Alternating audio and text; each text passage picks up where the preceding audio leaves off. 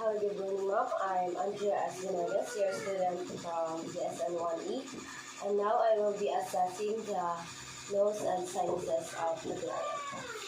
Okay, sir. Hello, good morning. I'm Andrea Asvinagas, your student is from University of St. Anthony. And for verification lang po, may I know your name? Jan Russell Orale, And how about your age po? 15. And where are you from po, sir? Kaloyan Labua, Kamsur. Okay po, thank you po.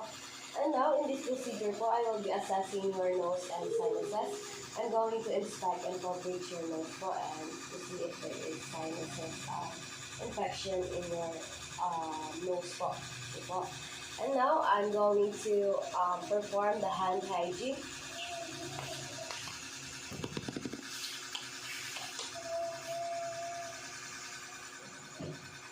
And while I'm going to perform the hand hygiene, I'm going to provide the client's privacy to make him comfortable in this procedure. And I'm going to apply my gloves.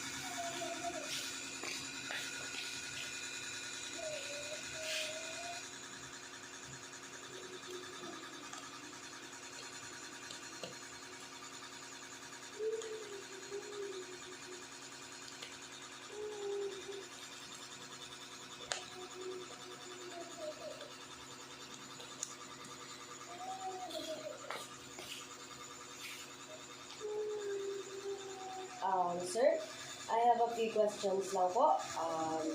Have you ever had a history of sinus infection? Di po, and that's good.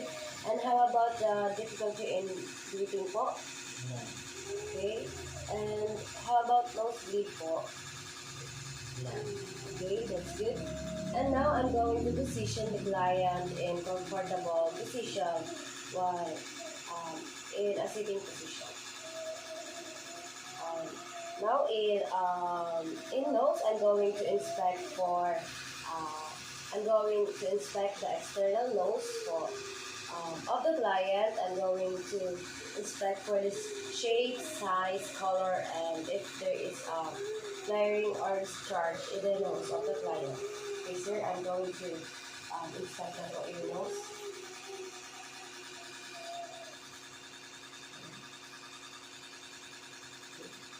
And now, based on my inspection, I don't see any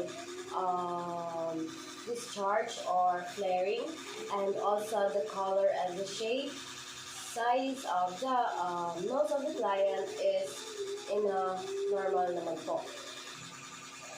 And now, I'm going to palpate the external nose of the client to determine if there is any areas for tenderness, muscles, and displacement of bone and cartilage of the nose of the client.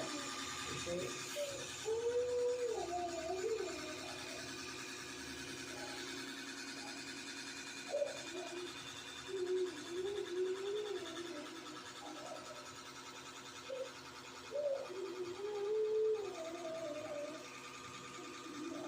Okay.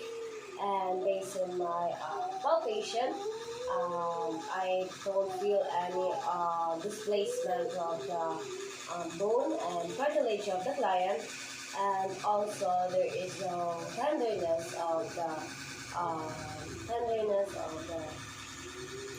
in the area of the nose of the client. And now I'm going to determine the patency of both nasal cavities of the client. I'm going to ask you, sir, to close your mouth, then exert a pressure in your nose and breath through the opposite nose po. Okay po, sir. Close your mouth po. Okay, then breathe po. Then, isa po, sir. Okay, thank you po. And now, based on the inspection in the client, the air really going outside in the nares of the client. And now I'm going to inspect the nasal cavities using the flashlight or a nasal speculum. And now, I have a flashlight here. I'm going to inspect your nasal cavities po, sir.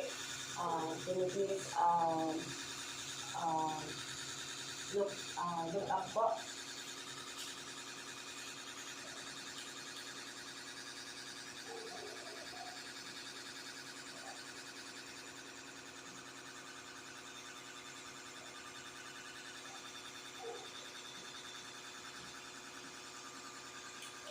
Okay, thank you po. And now, based on my inspection in the nasal cavities of the client, I don't see any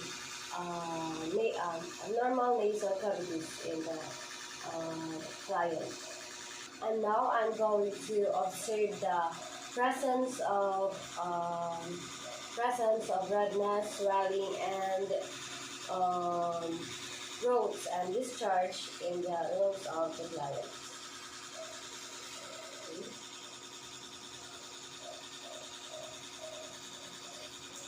Now, based on my observation, I don't see any swelling and redness of in the nose of the client. And now, I'm going to inspect the nasal septum between the nasal chamber of the client. Yes, sir.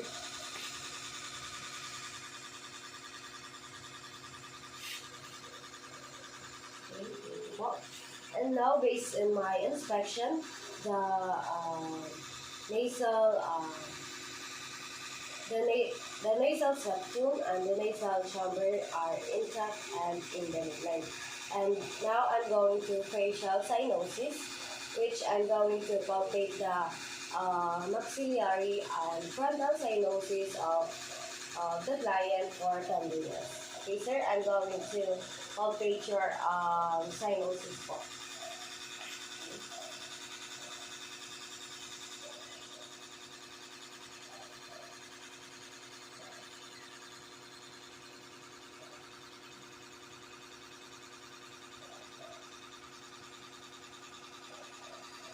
Okay, po. And now, based on my palpation in the frontal cyanosis of the client, I don't see any tenderness in the frontal cyanosis of the client. And now, in this procedure, it will be documented and it will used for future preferences po. And now, sir, thank you for cooperation po.